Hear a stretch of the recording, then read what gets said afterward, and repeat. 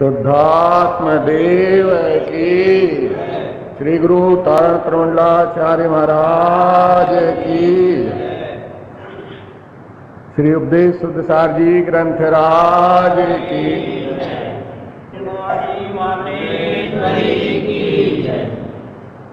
उपदेश शुद्ध सार जी ग्रंथ आचार्य प्रवर सदगुरु तारण स्वामी द्वारा विषय।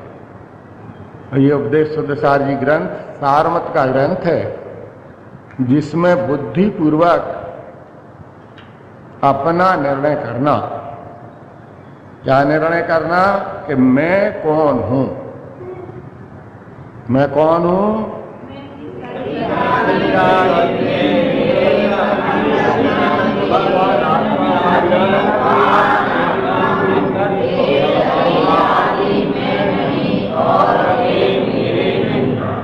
मेरा स्वरूप क्या है? मैं कहां से आया हूं?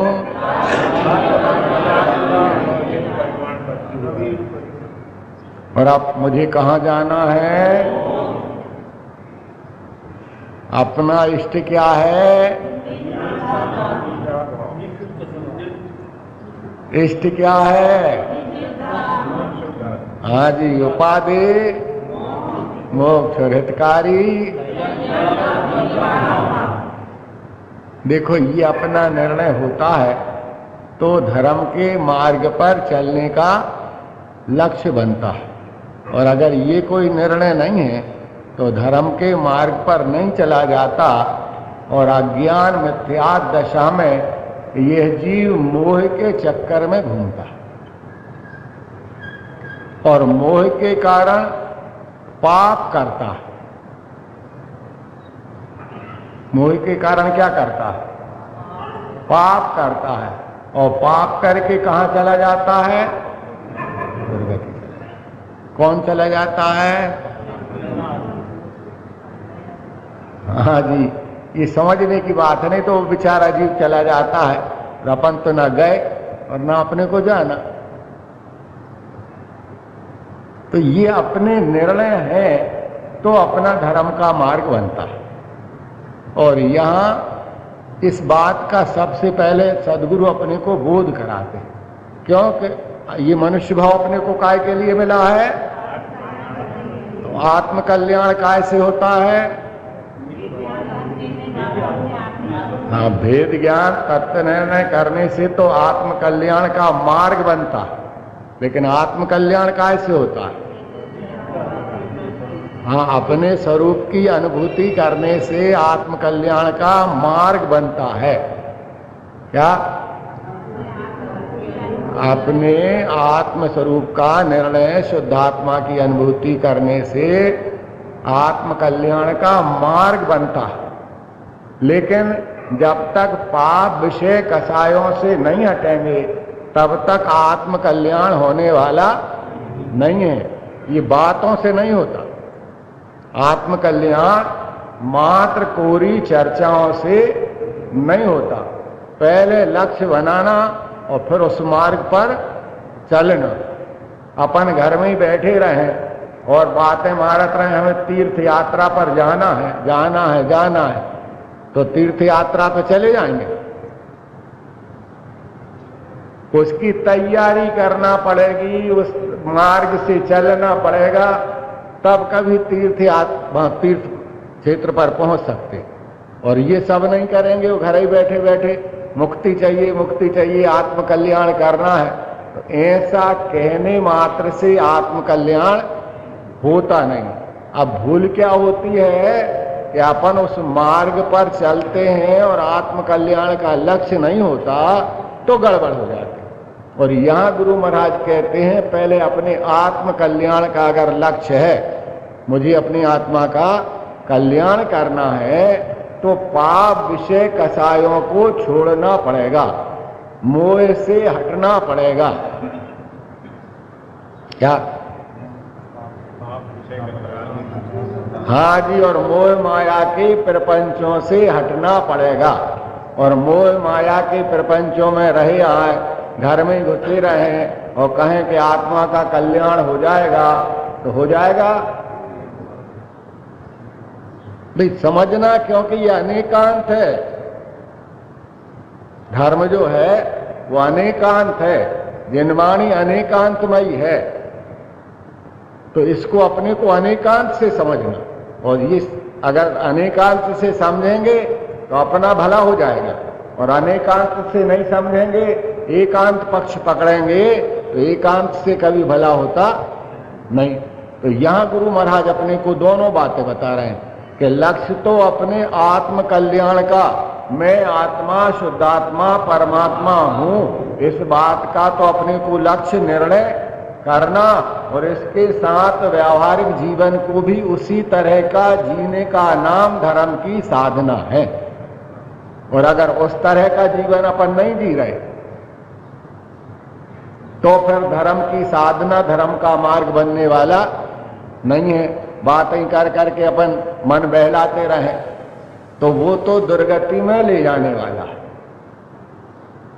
और जहां अंतर मन की चक्कर में है तो वहां मोहिनी कर्म का बंध होता है। काय का होता है? मन से निरंतर मोहिनी कर्म का बंध होता है, और मोहिनी कर्म सब कर्मों का राजा है। संसार में भटकाने वाला कौन है? मोहिनी कर्म। और मोहिनी कर्म क्या है? किसे कहते मोहिनी कर्म? हाँ जी,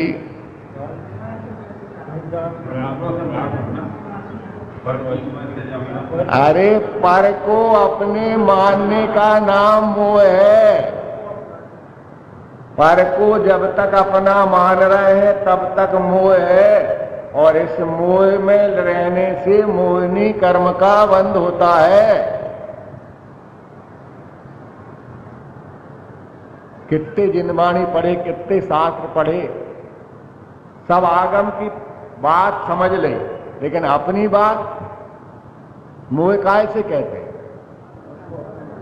पर को अपना मानने का नाम मोह है। और जब पर को अपना मानेंगे तो उसके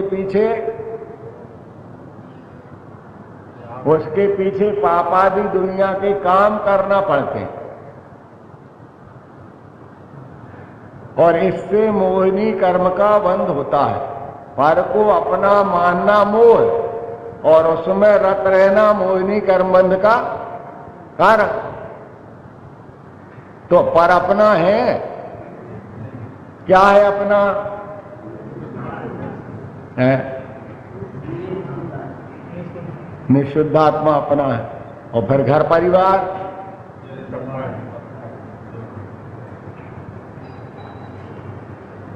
बस यहीं तो सब गड़बड़ हो जाए। तो चलो फिर छोड़ो, बनी शुद्धात्मा ये बात। इतना सुनने के बाद व्रत नियम संयम ले रहा है कोई ले रहा है दीक्षा लेने के भाव होते हैं किसी के?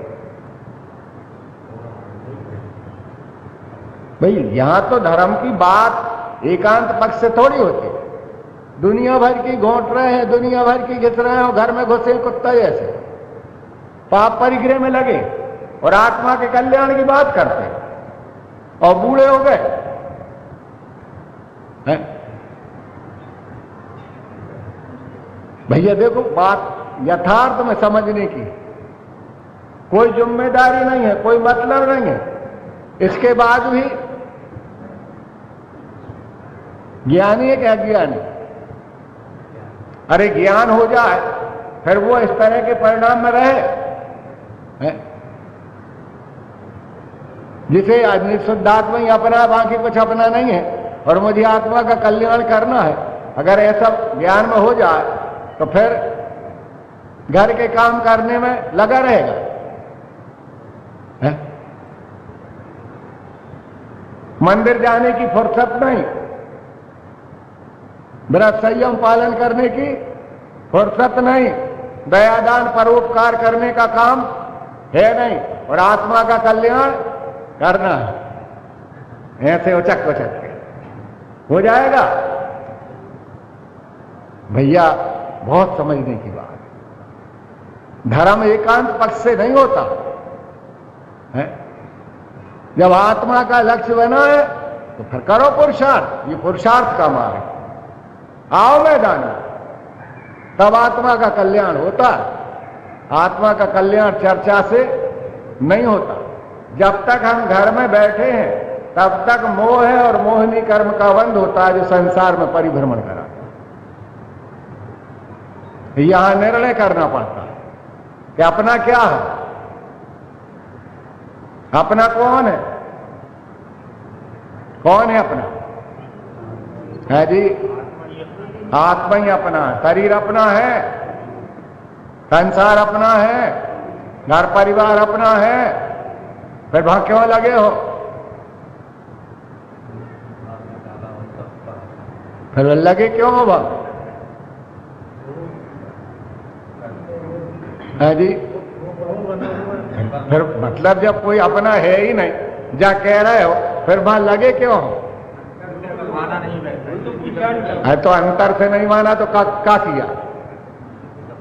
तो सवाल तो यहाँ धर्म का से होता है, अंतर की मान्यता से, बाहर कर चर्चा से।